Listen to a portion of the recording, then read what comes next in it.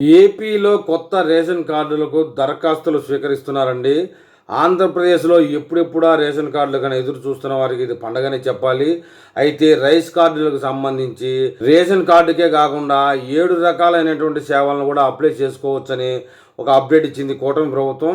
మనం ఇప్పుడు అప్డేట్ మీద తెలుసుకుందాం. ఏపీలో కొత్త రేషన్ కార్డుల కోసం దరఖాస్తులు అయితే స్వీకరిస్తున్నారు.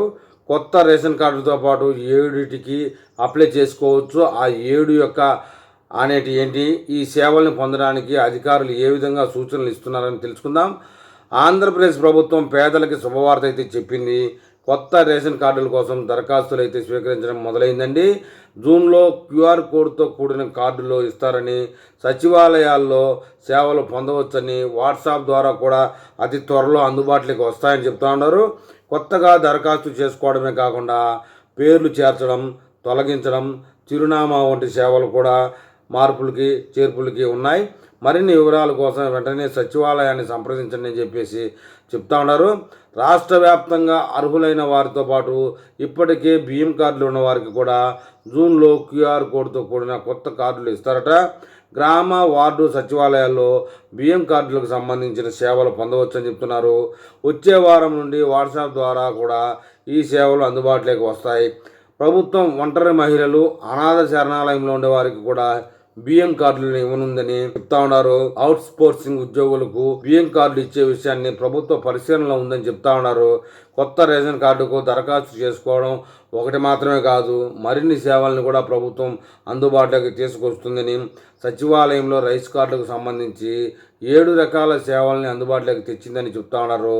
బియ్యం కార్డు, కుటుంబ సభ్యుల పేర్లను చేర్చడం, కార్డును విభజించడం, ఉన్న సభ్యులను పేర్లను తొలగించడం, కార్డును తిరిగి ఇవ్వడం, చిరునామా మార్పులు చేర్పుల విషయంలో సర్దుబాటు చేయడం వంటివి, ఆధార్ కార్డు వివరాల్లో తప్పులను సరిదిద్దడం వంటి సేవలను సచివాలయంలో పొందవచ్చు. దీనికి సంబంధించిన ధృవీకరణ పత్రాలను కూడా మీరు కొన్ని సమర్పించాల్సి ఉంటుందని కూడా చెప్తున్నారు.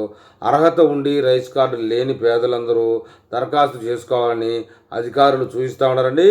కొత్త రైస్ కార్డులకు సంబంధించి ప్రభుత్వం నెల రోజుల పాటు దరఖాస్తులను స్వీకరిస్తుందని చెప్తున్నారు. అనంతరం వాటి పరిశీలించిన తర్వాత అర్హులకు కార్డులను ఇస్తారు. రేషన్ కార్డుల్లో మార్పులు చేర్పులు అవకాశం కల్పించడంతో పాటు ప్రజలు ఈ విషయమై సంతోషాన్ని వ్యక్తం చేస్తున్నారు. గతంలో తప్పుడు చిరునామాలు, పేర్లలో తప్పులు ఉండడం వల్ల చాలా ఇబ్బందులు పడ్డారు.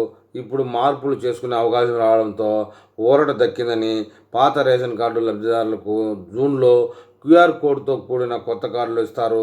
ఈ అవకాశాన్ని సద్వినియోగం చేసుకోవాలని నేరుగా సచివాలయ సిబ్బంది సూచిస్తూ ఉన్నారు. అయితే కొత్త రేషన్ కార్డుతో పాటు ప్రభుత్వం సేకరించే ఆ 7 దరఖాస్తుల వివరాలు ఏమిటంటే, కొత్త రేషన్ కార్డు, కొత్తగా సభ్యులను చేర్చడం, కుటుంబ సభ్యుల విభజన, చనిపోయిన వారి పేర్లను తొలగించడం, అడ్రస్ మార్పు, బియ్యం కార్డును సరెండర్ చేయడం, అంటే బియ్యం కార్డు అనివార్య కారణాల వల్ల వదులుకోవడం, ప్రస్తుతం ఉన్న బియ్యం కార్డు స్థానంలో ప్రభుత్వం కొత్తగా క్యూఆర్ కోడ్ ఉన్న స్మార్ట్ కార్డులను జారీ చేయనుంది. గత ప్రభుత్వంలో మాదిరిగా సీఎం, డిప్యూటీ సీఎం, మంత్రుల ఫోటోలు ఏవి ఉండవని చెప్తా ఉన్నారు. కార్డుపై ఉండే క్యూఆర్ కోడ్ స్కాన్ చేస్తే అడ్రస్ ఈజీగా మార్చుకోవచ్చు.